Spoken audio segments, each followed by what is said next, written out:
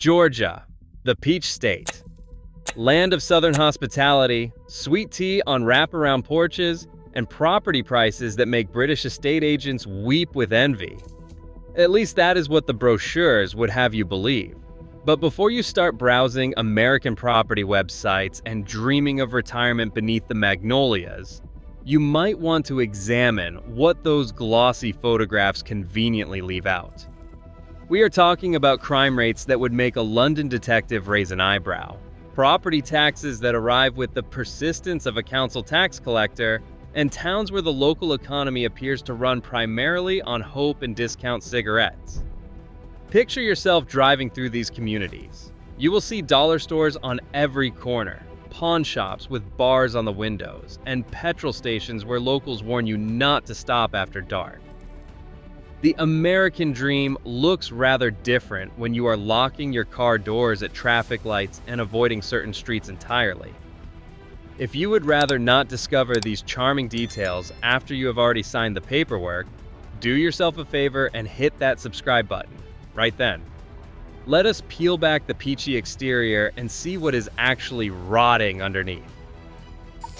We begin our countdown at number 12 with Albany, sitting in the southwestern corner of Georgia, about 180 miles south of Atlanta. The crime rate in Albany is 55.47 per 1,000 residents in a typical year. Albany receives an F grade for safety, ranking in the 7th percentile, which means it is safer than only 7% of American cities. Albany reported 16 murders, which equates to 23 murders per 100,000 residents. In surveys of local residents, only 11% said they felt safe. The Flint River runs through the city center, which sounds pleasant until you notice the boarded-up storefronts and vacant shopping centers that line its banks. Drive down Oglethorpe Boulevard and you will see what was once a thriving commercial district, now dotted with empty parking lots and faded for lease signs that have clearly been hanging for years. The poverty rate approaches 28%. Housing is cheap here, with median home values around $115,000. But those low prices function more as a warning than a bargain. When houses sell for less than a new car, there is usually a reason. Local employers have gradually disappeared over the decades, leaving residents with few options beyond low-wage service jobs or lengthy commutes to larger cities. Number 11 brings us to Macon, a city that proudly calls itself the heart of Georgia and the birthplace of Southern rock and roll. Otis Redding was born here. The Allman Brothers recorded their legendary live album at the Old Capricorn Sound Studios. The musical heritage is genuine and impressive. The current reality is considerably less harmonious. Macon-Bibb County holds the notorious title of the highest murder rate of any metropolitan area in FBI data, nearing 5 times the national average, at 29 per 100,000 residents. Your chance of becoming a victim of either violent or property crime in Macon is 1 in 19. There is some encouraging news, however. Homicide rates dropped by 43% in 1 year. Local residents consistently advise staying on the north side of Macon because downtown and the east and west sides have much higher crime rates. There are 2 Macons. One is the version shown in tourism campaigns with antebellum mansions and cherry blossom festivals. The other is the Macon where residents describe hearing gunshots weekly. Walk past the boarded-up buildings on Broadway, and you will understand which Macon most people actually experience. Number 10 takes us to College Park, a city adjacent to Hartsfield-Jackson Atlanta International Airport, the busiest airport on the planet. The overall crime rate in College Park is 311.99% above the national average. As of 2024, College Park holds the highest crime rate in Georgia, with a violent crime rate of 1,559 incidents per 100,000 residents. College Park's small resident population of only 14,000 means crimes against visitors dramatically inflate per capita statistics. Your chance of having your car stolen if you live in College Park is 1 in 77. Planes fly low overhead constantly. The proximity to Atlanta's gleaming skyline creates a visual contrast with the residential decay.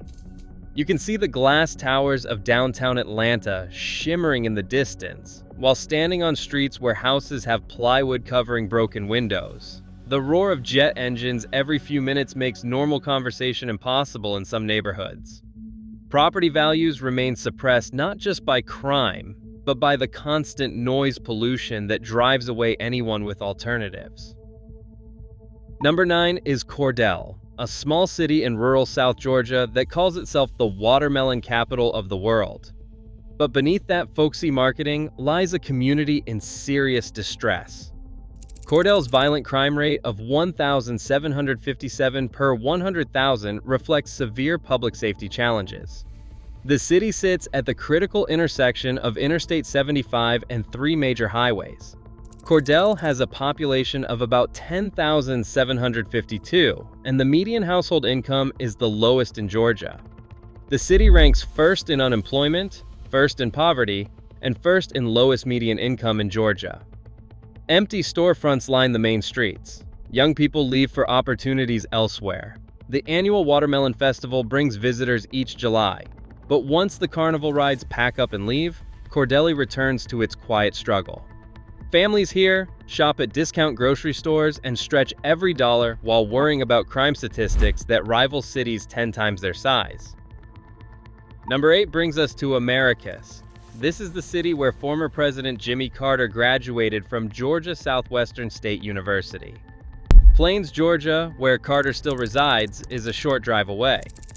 Americus has the country's third highest violent crime rate, at 1,353 per 100,000. That is not what you expect from a city with a presidential legacy. The total daily crime in Americus is 2.79 times more than the Georgia average, and violent crimes are 5.08 times more than the Georgia average. This municipality has a poverty rate of 25%.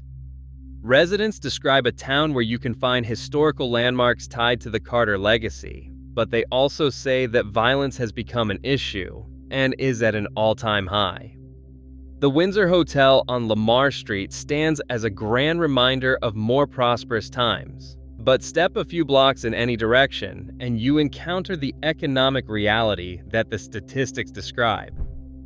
Habitat for Humanity has its international headquarters here, yet even that presence cannot reverse the broader economic decline affecting local families.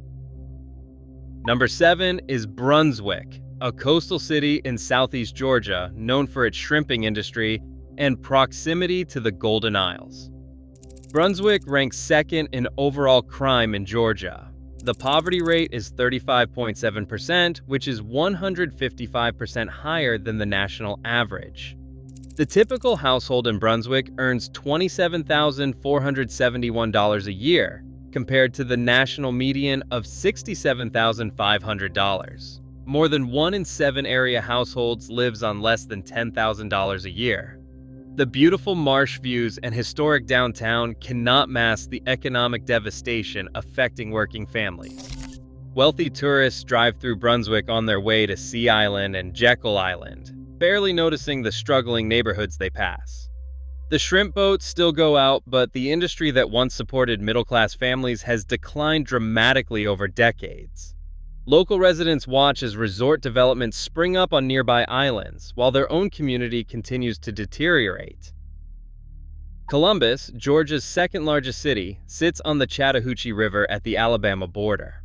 Fort Moore, formerly Fort Benning, provides an economic anchor, but that military presence creates its own challenges. Columbus has a crime rate of 33 per 1,000 residents. Neighborhoods such as East Winton, South Columbus, and parts of the downtown corridor experience disproportionately higher crime rates. The Riverwalk along the Chattahoochee offers beautiful views and attracts visitors, but venture beyond the tourist-friendly zones and the city reveals its struggles. The Columbus poverty rate has increased to an estimated 22%, while state and national rates have largely improved. At the time of recent reports, the Columbus Police Department was understaffed by 33%, missing 1 out of every 3 officers it is supposed to have.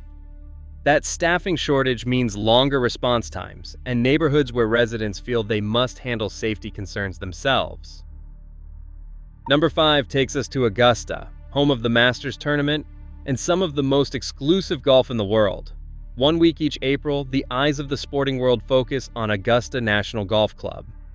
The other 51 weeks tell a very different story. With a crime rate of 36 per 1,000 residents, Augusta has one of the highest crime rates in America among communities of all sizes.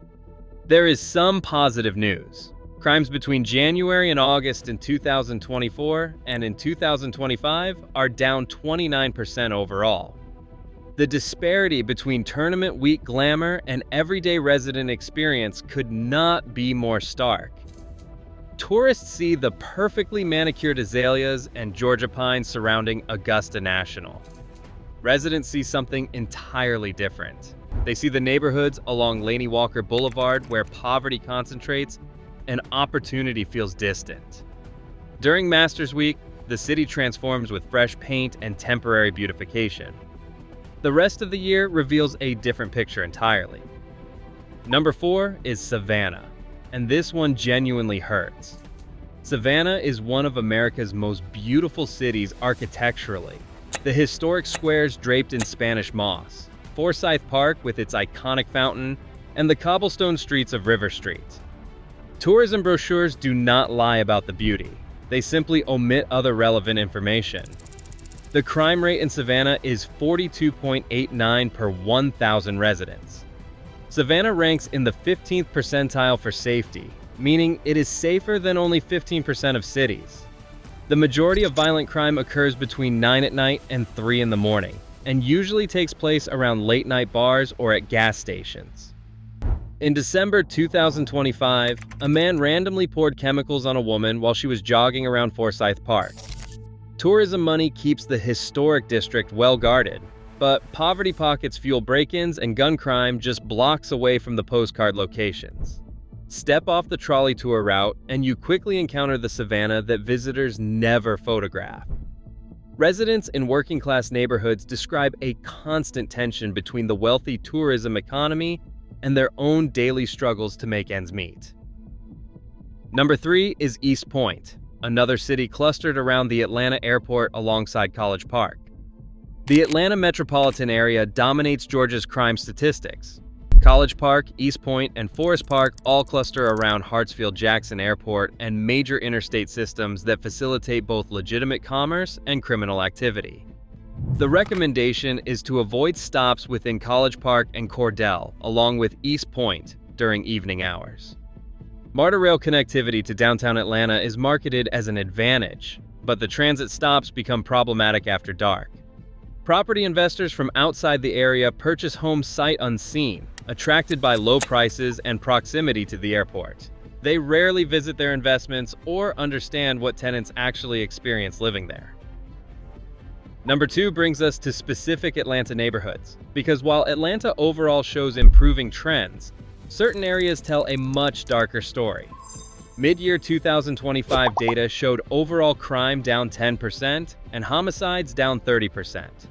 But those citywide improvements mask severe concentration in particular zones.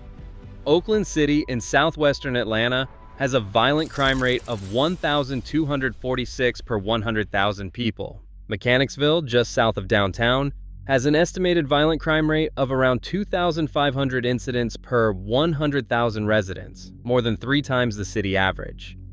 English Avenue on the west side has long struggled with poverty, blight, and violent crime. The gleaming Buckhead high-rises and revitalized Beltline trails coexist with neighborhoods where abandoned properties attract criminal activity, and residents describe gunfire as routine. You can walk from a trendy coffee shop serving $12 lattes to a block where half the houses stand empty and overgrown within a matter of minutes. This stark inequality defines modern Atlanta more than any other characteristic. And finally, number 1. The absolute worst place to live in Georgia is not a single city, but a pattern that emerges across multiple communities. College Park dominates the list as an Atlanta suburb, reporting 1,559 violent crimes and 7,199 property crimes per 100,000 residents. Albany represents Southwest Georgia's biggest crime challenge, serving as a regional hub where economic difficulties combine with limited law enforcement resources. Cordele and Americus also appear, showing that crime is not just an urban problem. These communities share common characteristics, including high poverty rates, limited job opportunities, and populations that have declined as younger residents seek better prospects elsewhere. The pattern is clear. Whether you examine College Park with its airport proximity, Cordele with its highway intersection, Macon with its industrial decline, or the struggling neighborhoods of Atlanta itself, the common threads are poverty, limited employment, and decades of disinvestment. Low property prices in these areas reflect genuine risk rather than hidden bargains. The retirees who see affordable home listings online and imagine peaceful Southern living often arrive to find something very different from their expectations.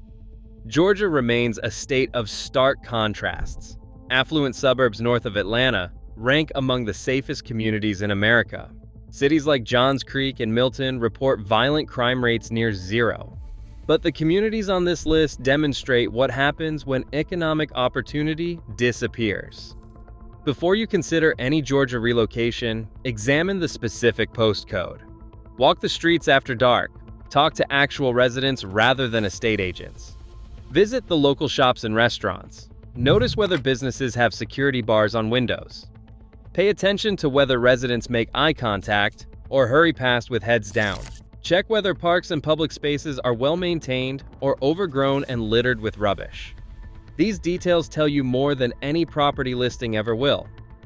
If you found this useful, please subscribe. Make sure to watch the next video appearing on your screen right now.